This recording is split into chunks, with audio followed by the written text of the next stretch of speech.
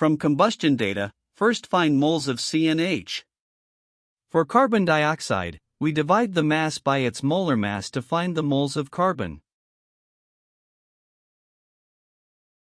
Next, we calculate the moles of hydrogen from the mass of water produced, remembering to multiply by 2 because each water molecule contains 2 hydrogen atoms. Now, we need to find the mass of nitrogen. We do this by subtracting the mass of carbon and hydrogen from the total mass of the compound.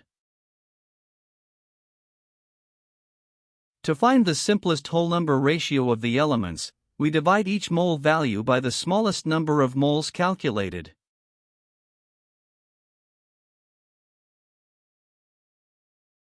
Finally, we determine the empirical formula, which is $CH_3 and $, and check against the provided options to confirm that C is the correct answer.